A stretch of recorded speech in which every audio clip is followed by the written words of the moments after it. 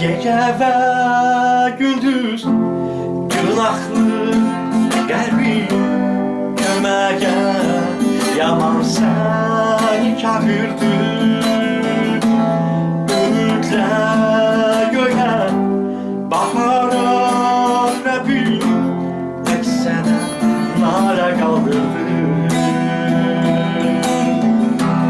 Çıkartmıram Rabbim sen beni doldur müqəddəs ruhuna. Değiş bu ömrü, temizle kalbi. Sen Rabbim ol hayatımda. Sen bu dünyada kalbime kılaskar. Azadlık adına var solmuş bir gün, sensiz hayatım. Sen o Rabbim hükümdarım, İzzeti ben sana veririm. Alkışı getiren şükranlı değilim öz kalbimden. Nəğmələr mənim dilimdə.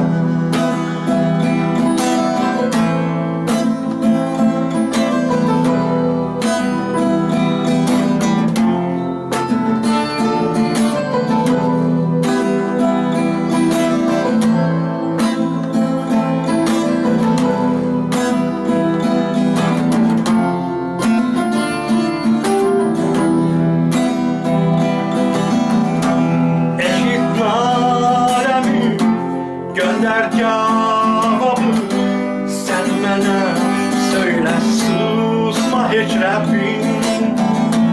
Merhamet eyle, bulut yulakı, derdine derman ol bana.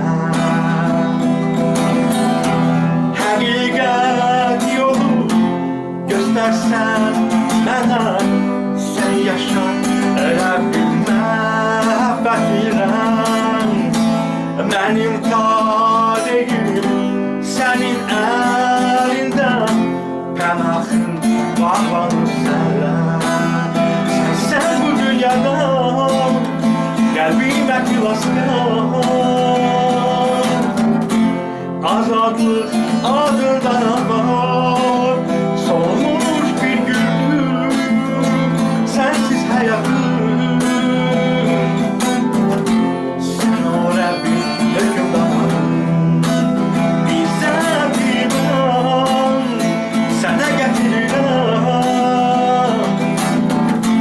Alkışı sana veririm, şükranlı değilim öz kalbimden. Nəğmələr mənim dilimdə. Sen bu dünyada kalbime kılaskar. Senin adında azadlık var Rabbim. Şükür edirəm, hamd edirəm müqəddəs adına. Çünki ucasan və izzətlisin.